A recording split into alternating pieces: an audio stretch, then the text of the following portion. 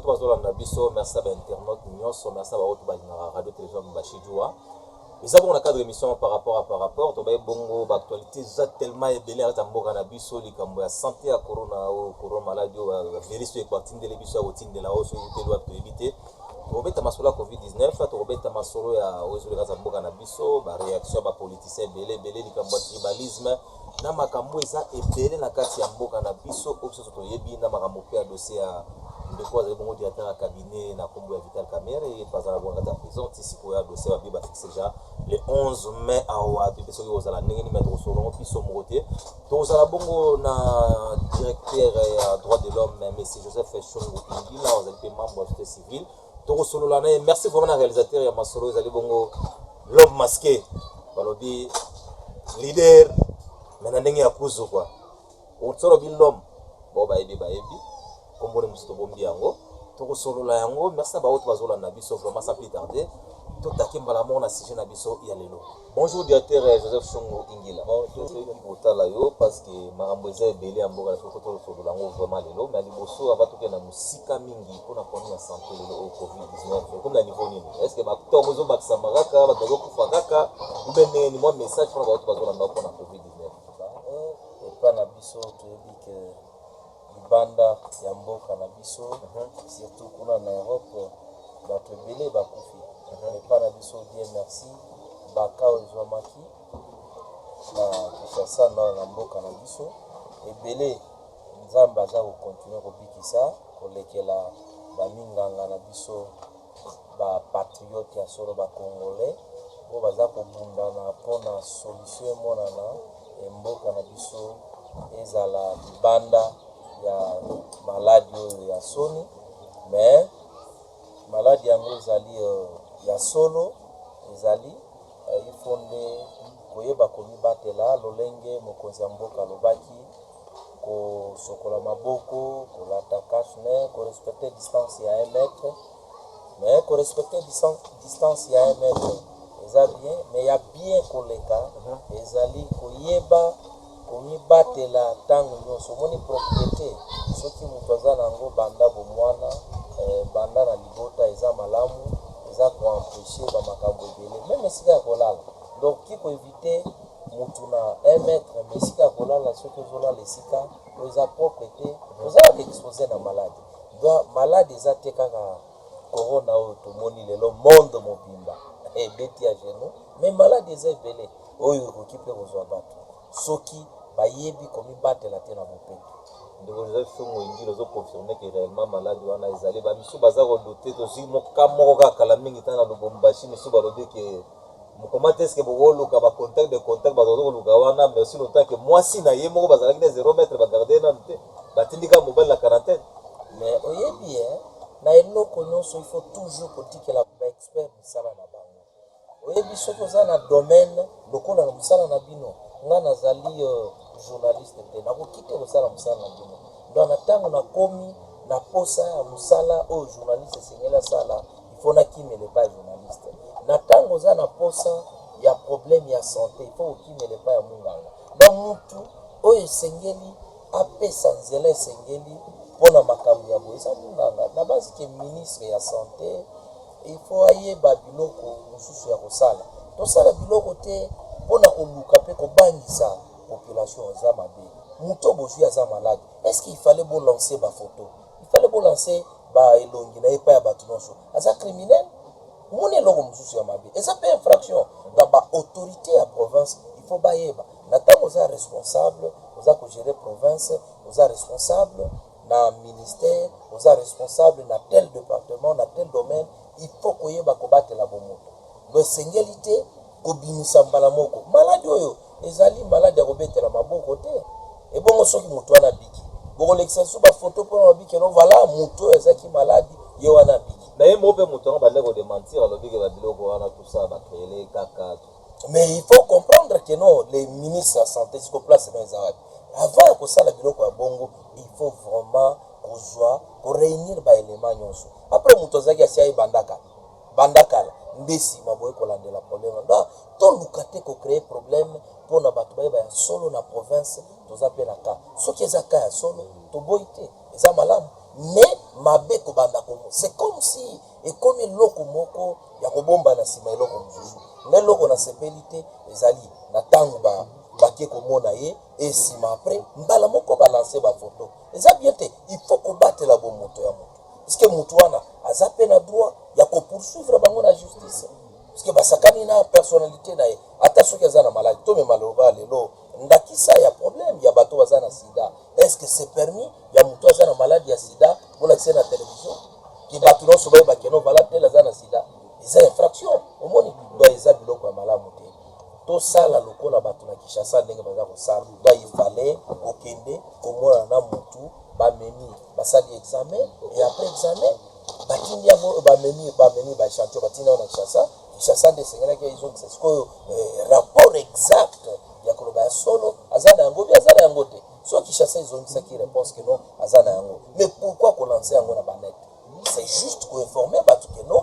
tomi batela malamu quand même na Lubumbashi to komi na kamoko oyo ya malade ya corona et monani kamoko mais mutango aza isolé quand même tous à la vigilant est-ce qu'on komona ba moi ba symptômes ya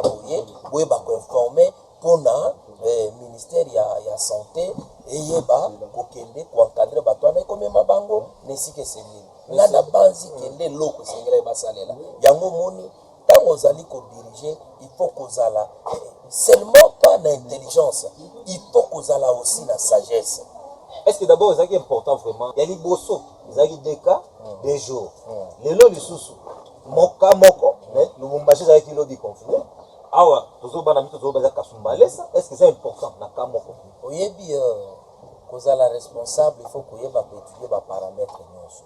Le peuple congolais na moment oyo aza tout d'abord na difficulté ya makasi misala ezali te bato mbongo kolia eza pasi bona ntango yo olobi keno bato baza na kati ya confinement eloko nini yo en tant que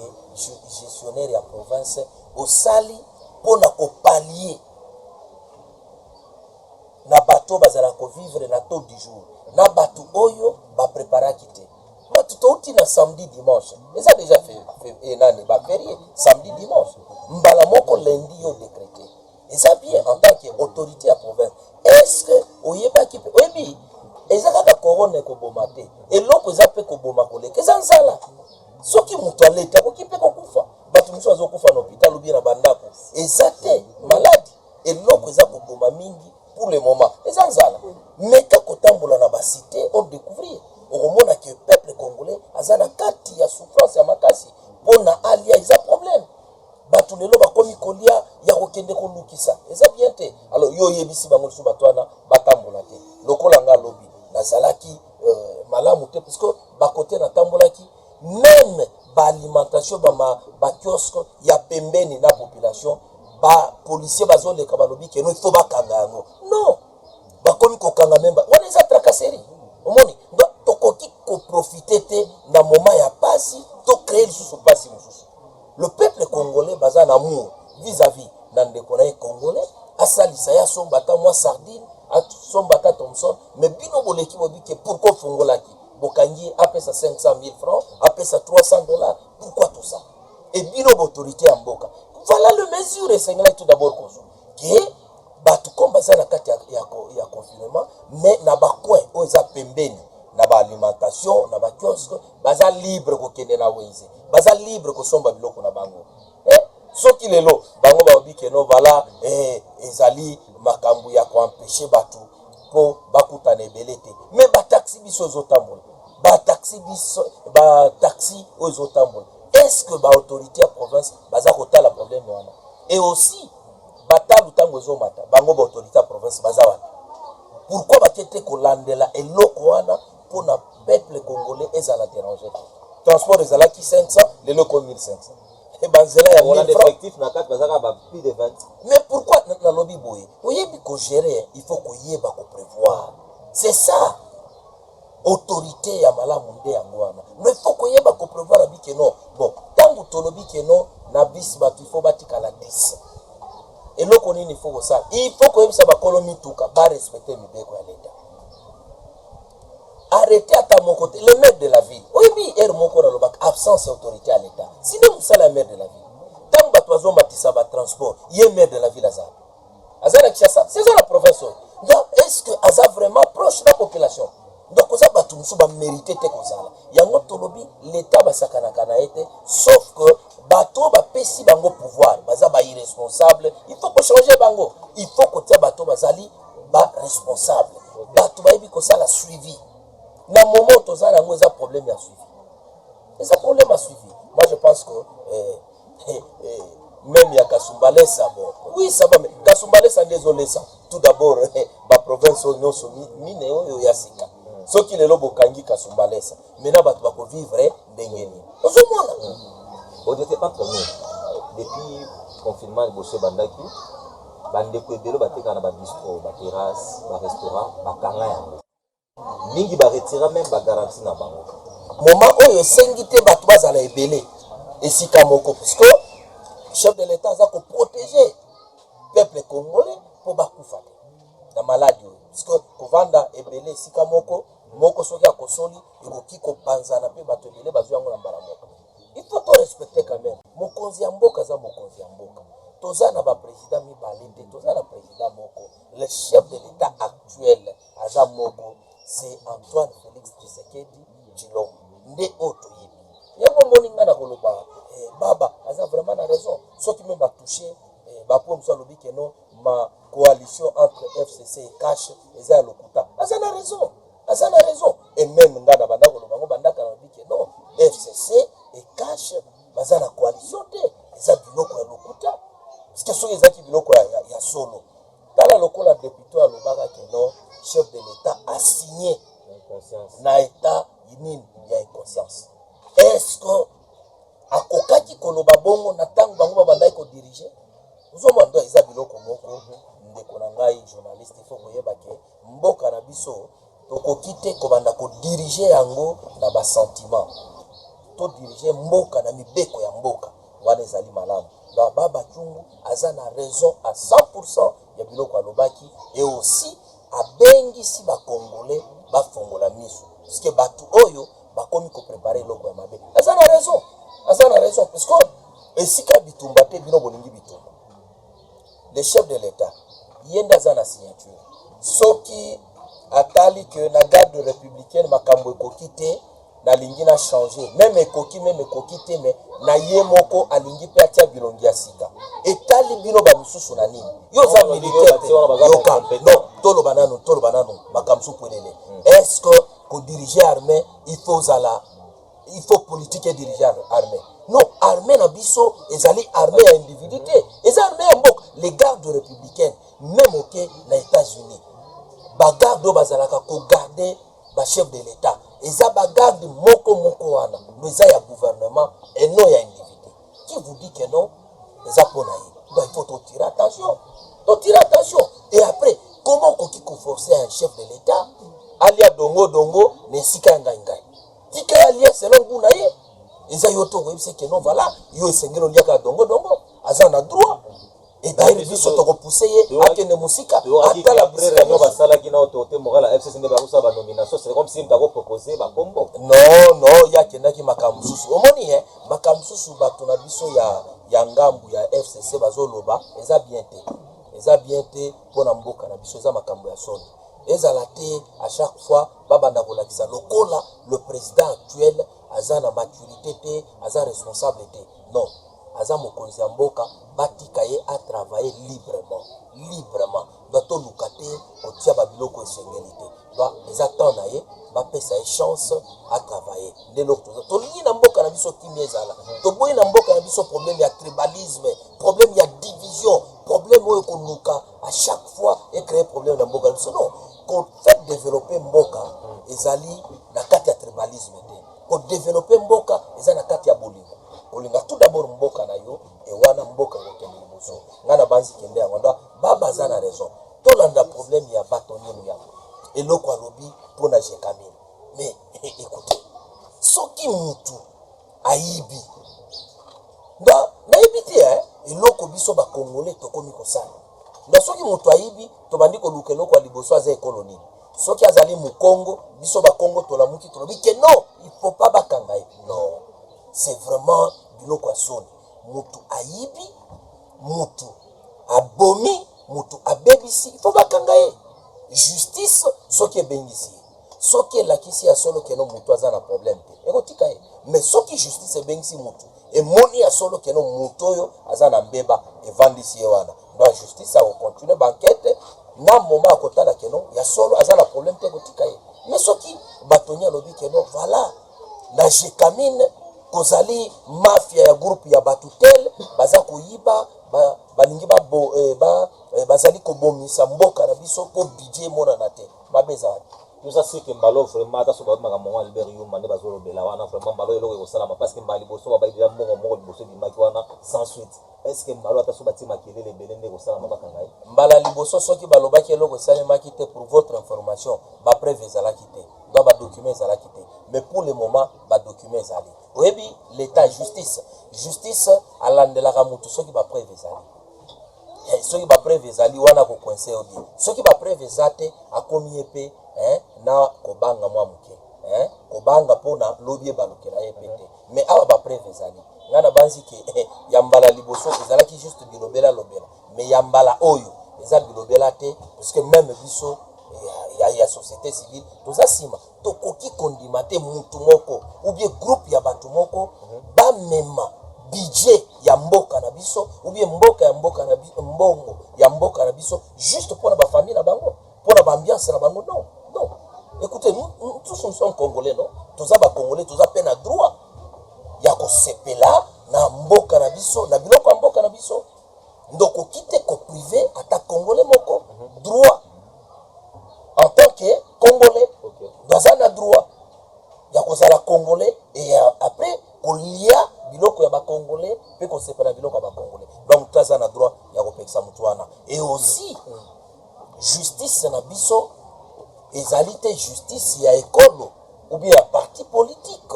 il faut batu bayeba justice na biso il faut ezala juste et aussi équitable yango moninga na lobaki liboso na lobiki non mboka na biso tokokite ko banda ko diriger yango na ba problème ya ba partage ya ba poste suite ya ça yango peza ko détourner lisusu efficacité ya justice na biso na base que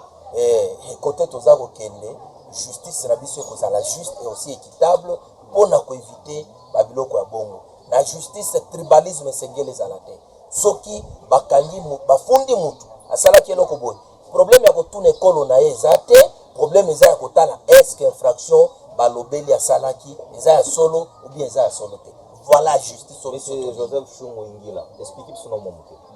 est-ce que vous savez que na ndenge makambo ezokendele na bamboka na biso ba système ya kala ya Mobutu ya kolobaki moto ya province ya koyiko DG province monsieur koyiko zonga pour peut-être ya ngoni donc nous c'est ce tribalisme pour ma case parce que il faut qu'un natif ya kwa moko boende a diriger nde mabe yango wana omoni eloko wana ekotaki même na ba église ekomi na église mususu koyoka bikeno soki jeune alingi abala il faut abala kaka mwana église wana omoni nda biloko nyonso bamemi yango ntina ba église Mobutu azaki na raison yango moni bambule ebele Mobutu asalaki azaki na problème te awa na province tozaki na bamandungu bakoya dialo baduga gubetero problème ezalaki te mais ntango kaka tokomi na baproblème ya baoriginaire problème ebandi omoni eza mpe eloko ya koluka kolongola yango soki tolingi todirige mboka kaka na baoriginaire eza mpe dégâts munene eza dégâts munene ezopesa mpe division mais soki tokodirige mboka na baekolo nyonso biloko kotambola nde lokola na katanga oki kotia gouverneur même musonge problème eza te mais ça c'est que facile on peut pas longtemps écoutez papa l'état tikali l'état pression ya kana bandenge nyonso ba pression ya kisi écoutez soki bato bazana kati ya bakisi na bango bato nyonso bazana bakisi te koza bato bazosambela yo kasi abikeno kisi ekotaka partout koza bato nyonso bazosambela nzambe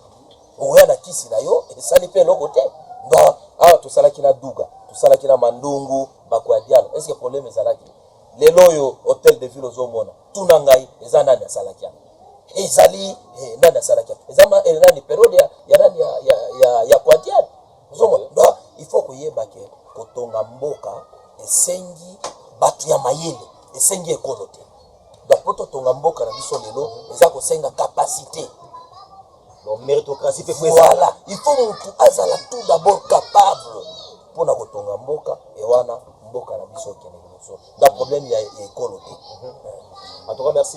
Moi Chungo Ingila, directeur ya droit de l'homme, membre de la société civile. Tout le monde qui n'a pas déjà, peut-être déjà moi question de poser que soit les alliés le bon directement pour là quand même bas un message voilà. Ouais, loko na roloba mingi za problème ozape ko tambola na province na biso, il y a problème ya identité katangese. Écoutez, biso nyoso ndenge tozalia tozaba katangé. Qui vous dit que non pour na ko diriger mboka, il faut zala toujours il faut tout le problème wana. Na kozala na identité katangese et la qui cité que non voilà yo l'équité non. Et puis on est au Cameroun dans parti politique, il faut zala oppose à poste tel soit il faut y avoir identité et ça y est le côté identité ça juste ce qui les loza na bako so to loba il les lobo ils na bako to lobani so les loza na bako to lobani donc problème à identité ça un problème ça problème il y a amour tant nzamba qui la kabatu na penser na bisoté mutu apesi identité eza nzambe eza mutu te kozala kasaye kozala muluba kozala mulamba mubemba kachokwe mololo bien nani wana eza nzambe eza mutu te ndako lobi ke non voilà nzambe ngana lingi otinda ngana ekolo ya babemba non eza nzambe donc pona identité ezali na domaine ya nzambe bongo bato babotaka bandundu yebisanga yo za mwindu yepaza mwindu boti ndundu yebisanga bondundu wana yendengeni nana yaki kopesa ye na nunu ba comprendre mundele te metinde te ba boy meti non tala wana eza biloko ya nzambe ndo atotika badebana sauf que identité eza nzambe moto apesaka ndo esengeli te soki moto alobi vérité bono babiki eno to retire yo identité mutu moko te aza na droit na République démocratique du Congo ko retire mutu identité même le chef de l'état n'a pas l'état même le chef de l'état lui-même aza na qualité wana te ya ko retire mutu identité ya kasaye mukongo nani mututazana donc mutazana yango droit eza nzambe moko je pense que c'est ça au moins na mutu oyo a sollicitaki nationalité wana l'état za na droit ko retirer nationalité voilà pour la étranger moi et là suka ngana bossa na ngokutu moi suka to conclure na dossier mbala moko caméra déjà dossier caméra au mona ngoiki ndenge est-ce que ba ko la chaîne ba ngoyo beza ba intimidation ka ba osala au mona kita de droit bandi mais en réalité lo ezate na sese wana yoka oyebi bato bazomema toujours mayele na bango na makambo ya justice il faut kotika justice ezala juste et aussi équitable kamere na sikoyo nanu akomi mokangani te bakamere bazwie bavandisi ye wana mpona koyeba ya solo ntango ye moko juge apres kosambisa comme procès eza le 11 soki nsima ya kosambisa ye na bapreuve ya ministère public ya république akolakisaki ya solo ayibaki adetournaki wana sikoyo nde bakokatela ye soki bakateli ye mikolo ya boloko wana sikoyo akomi mokangami mena sikoyo nana akomi mokangami te azali nanu kozela asamba mpona alakisa ya solo ke ngai naza na problème te ou bien naza na problème ndo na débat wana tout la détention na place de justice il faut ça musala na et na suka même parti politique na INC il faut ibima na makambo ya justice écoutez kozala politicien et lobby te ke osala mabe soki osali mabe ba interpelle les mois d'anciens les lois za na maboko ya l'état asala maboko ya l'état ndo il faut comprendre que tout le bagage quoi des mesures parce que j'ai donc pour les mani mais koto boyeli mon ancien non nana biso kino balembi je donc yondo lobi je donc d'ici là komona vérité ya ba makambo nyonso na mesa dans problème parce que bon c'est une négociation ba bakanga mais ba négocier écoutez oko négocier na mutu oyo aza na intérêt ya mboka et non na mutu oyo aza kolinga ko paralyser mboka na tango zo boma bandeko na yo propre oza ko boma bango donc location négociation mais azonga na accord et basala ba accord pour dire azonga basala boss accord basala ka bozole sel lisusu te mais bozo la été non osala accord basala kinana na gouvernement na individu à l'époque ezali na gouvernement provincial na national na niveau ya kabila non ngana yebi yango te naza même pas na document na eloko ngana yebi gouvernement soki ememi engagement ata soki gouvernement neza te continuité à faire à l'état ezala. Moi je pense que engagement gouvernement soit kinaye pour nangai en tant que membre de la société civile bien et aussi tokoki te kopesa chance na mutu aza kobebisa koboma créer ba problème ya mabe ba négocier. Il faut tout d'abord justice elandela ye esima makambo so kolanda sima na bazi kende yango ndo moi le basuka nasengi na bandeko na nga bakongolais vraiment tozala na bomoko tobima na niveau ya tribalisme na niveau ya impunité ya fanatisme totikala biso nyonso mpona kosala ke mboka na biso ekende liboso mpona mboka na biso ekende liboso eza kosenga mayele na yo ya oyo kuna tosangisi eke liboso mboka na biso lobi barespecte yango et aussi nasengi na peuple congolais baoyo bazali na kosala na bareseau sociaux à tout moment kotinda bamessage ya kofinga non wana eza personnalité na biso te biso bacongolais wana eza identité na biso te nous en tant que congolais toza bato ya respect bato ya kobatela kimia et non ya koluka division vraiment nasengi na peuple congolais partout bazali eloko wana emi répéter lisusu te toyeba korespecte bomoto na biso soki vérité ezali tolobi vérité me vérité wana ekosala ke makambo ekende liboso. Merci beaucoup. Merci d'avoir tout balandaki biso. Merci na Dan Kale papa Eugene apesi mbote sikozali na pesi mbote na Mike Makema ngoyi esika tolanda biso. Merci na bao tout bazali scotché boss Sami Tati patron Kelly Kungi honorable François Chapo 46 fois prêtre le midi na pesi mbote sikozali na sénatrice Nadine Bokalai. Merci les sigo ya mbagi biso vraiment pas merkati na pesi mbote sikazali na bana nyonso Daniela na bosanité Cynthia père Kapé na pesi mbote quoi. Merci na bao tout baza scotché. Merci de konangai kwa simaki réalisation ya makambo tout mobima émission par rapport ezali bongo l'homme c'est l'honorable kwa bi leader maski moto tanga trop ezalité pour na loto soki awa nous sommes bénis dit amen.